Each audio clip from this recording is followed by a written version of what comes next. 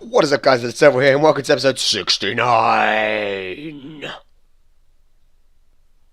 of the FIFA 14 career mode. Today we have a home match against the newly promoted Wigan Athletic, and following our last league antics against Chelsea, it should be a fun match. We go from playing top of the table to bottom of the table, so it's a weird string of fixtures, but we have Wigan, and I don't expect them to score. We are at home, and they score. Yeah. Sean Maloney, he is actually a great player. I remember watching Wigan a lot the year when they won the FA Cup. It was last year. When they beat Man City in the FA Cup, in the build-up to the FA Cup, in like the 2 months or so before that, as soon as they won their semi-final, I watched the fuck out of everything Wigan did. Just because it was interesting. Obviously, they got a lot of media coverage, so that helped.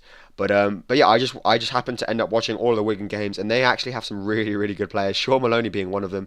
He is a king at free kicks, and he is really good. He has really good quick feet that he works really well with in the box, and he normally scores a lot of goals, gets a lot of passes away, and he's just a great all-round player, and he scored against us. But it didn't take us long to reply.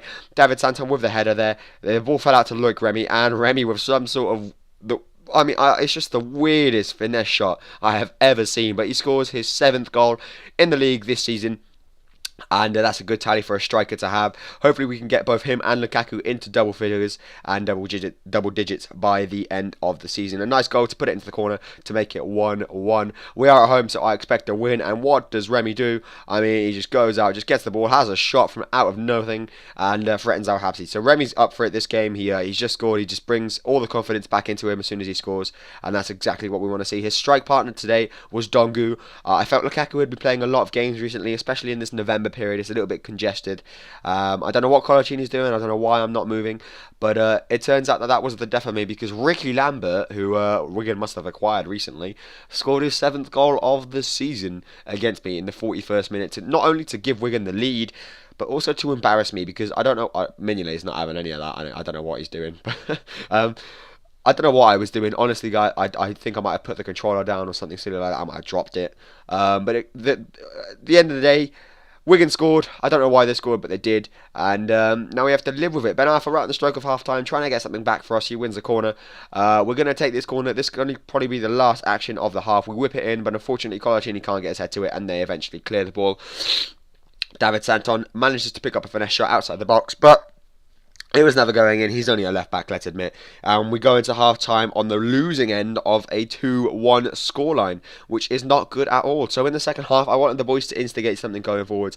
I wanted them to go forwards and attack and be proud to be a Newcastle player and to show me why they deserve to be on the pitch. I mean, there's so many other players that I could pick in pretty much all of the positions on the team. You know, I could pick 3 different second halves. I could pick 5 totally different midfielders, and I end up bringing on my subs, Honda, Lukaku and Teo, and look at this impact that they have right from the throw-in. Christian Teo picks it up, he gives it to Loic Remy. Loic Remy finds the path into Kensuke Honda eventually after some good quick feet. Honda manages to turn and get his shot off, and all of a sudden we're level. And I think it was my 3 substitutes that played a role in that. Oh no, 2 of them.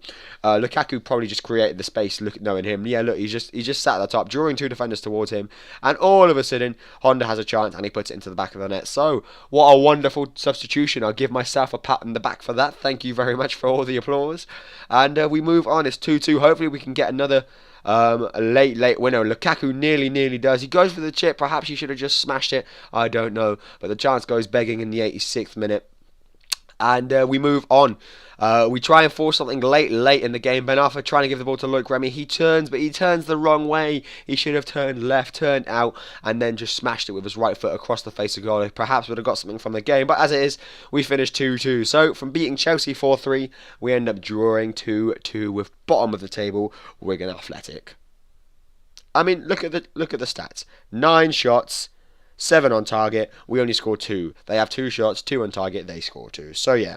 But thankfully, Chelsea managed to draw as well. So our lead, and Man United, so our lead at the top of the table is still intact with 5 points. We got away with it a little bit, but I guess it's a good victory for Wigan, even though they didn't win. It's good to take away points from top of the table Newcastle. So guys, thanks for watching this episode. Please leave a like if you have enjoyed it. And apart from that, I will see you guys in the next one. Bye.